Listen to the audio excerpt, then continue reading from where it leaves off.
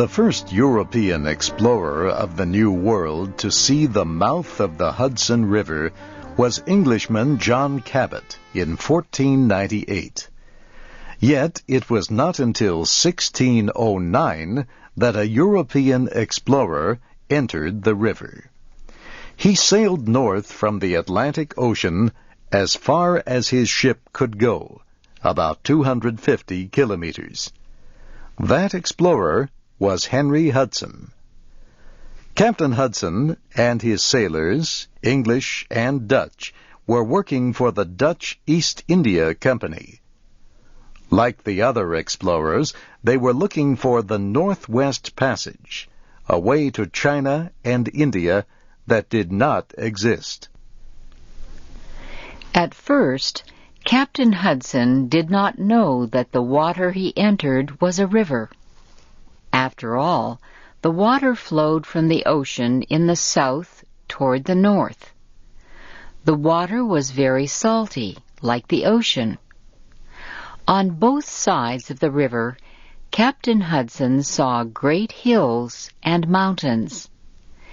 After sailing for 250 kilometers, the ship reached the point on the river where the city of Albany, New York, stands today. From that point to the north, the river was not deep enough for his ship to sail. Hudson saw that the river did not provide a way to India and China. He had failed. He turned his ship around and sailed back to the Atlantic Ocean and then home to Holland.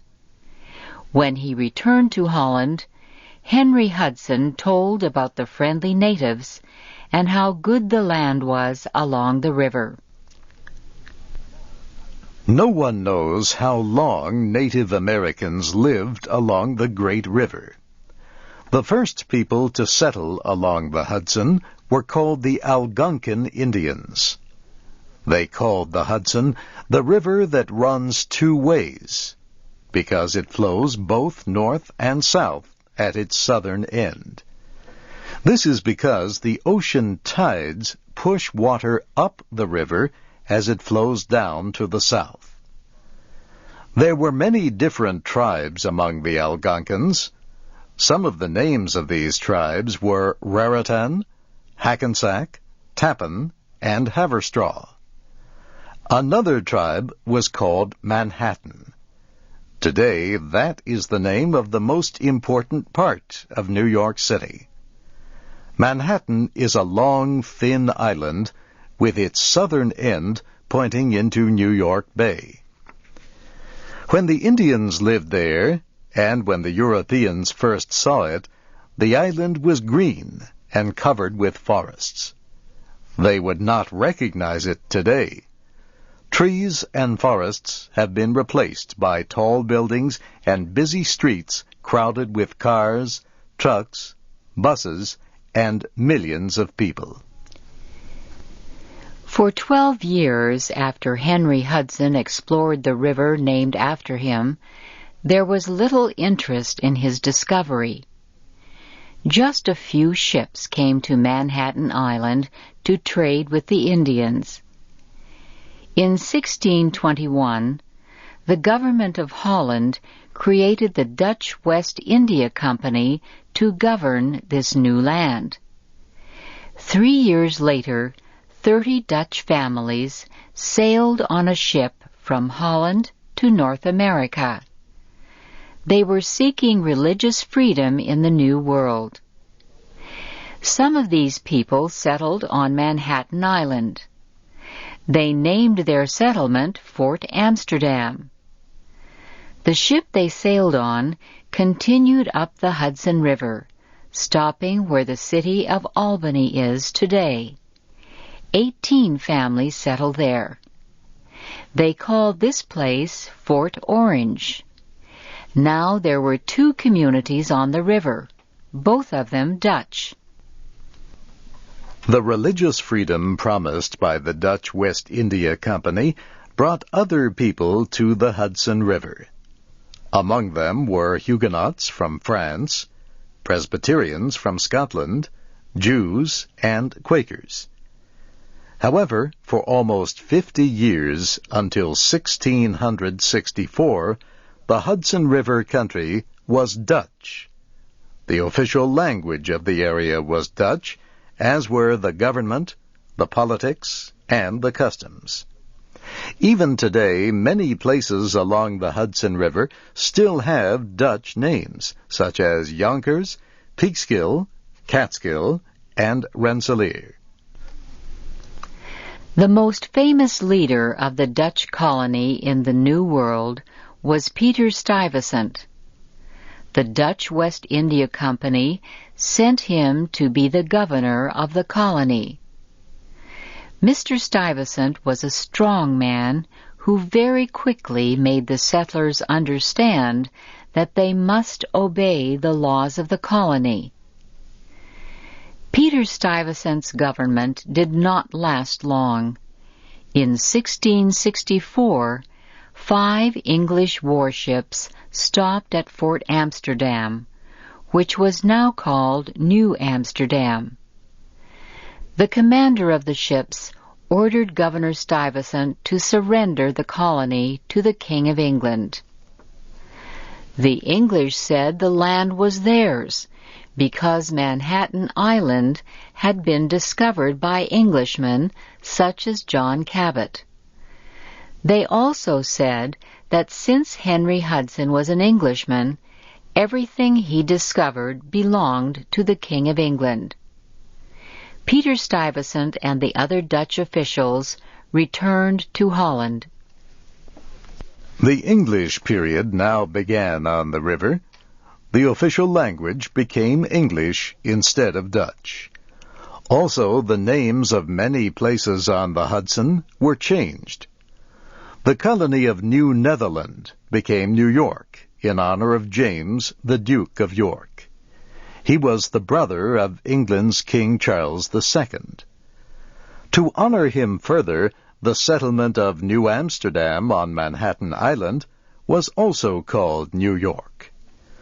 For more than 100 years, the English ruled the colony of New York. During this time, thousands of people came from Europe to live along the river. Many were English. However, settlers came from across Europe, Germany, France, and Holland. Even then, it seemed that New York and the Hudson River country were places where people of all nations were welcomed. When the American Revolution began in 1776, British troops quickly seized control of New York. They wanted it because of its military, political, and economic importance. During the 7 years of fighting, no part of the 13 American colonies saw as much military action as the Hudson River area. Both the American Revolutionary Army under George Washington and the British Army understood that control of the Hudson River meant victory. Some of the most famous battles of the American Revolutionary War were fought along the Hudson River. The British had more soldiers, more guns, and more bullets than the Americans did. But the Americans fought fiercely and won. After the Treaty of Peace was signed in Paris in 1783, General Washington moved with the new government to New York City. The Hudson River now belonged to a new and free nation, the United States of America. One of the greatest signs of progress in the newly established United States was a new kind of ship that traveled up and down the Hudson River. In 1807, a steamboat called the Clermont sailed north up the river from New York to Albany. An engineer named Robert Fulton built the boat. Soon there were many such boats traveling up and down the river, helping industry and trade to grow along the Hudson. For many years, Americans dreamed that it would be possible to travel by water between the east and west of the United States. In 1825, the Erie Canal opened. It was a river built by men. It went from the Hudson River near Albany west for more than 400 kilometers to the city of Buffalo on Lake Erie, one of the Great Lakes. Now, ships could carry people and products from New York City west to the central part of the country, opening a way to the west. As Hudson River transportation grew, the population along the river grew, especially in New York City. There, business and industry developed with great speed. New York became the industrial and political center of the United States. It also became one of the great cities of the world. The real beginning of the Hudson River is near Mount Marcy, the highest of the Adirondack Mountains in New York State. Close to Mount Marcy, melting snow feeds a little lake named Lake Tear of the Clouds. From the lake, a small stream runs down the mountain. As it continues to flow south, other streams join it. The stream becomes the Hudson River near the town of Newcomb. The Hudson is wild and fast for those first 250 kilometers from Lake Tear of the Clouds to Albany. Then, near Albany, the fresh water of the river meets the salt water of the Atlantic Ocean.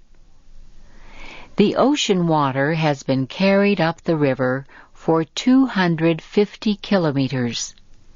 At this point, the Hudson becomes a wide river, the same quiet river that Henry Hudson sailed on in the year 1609.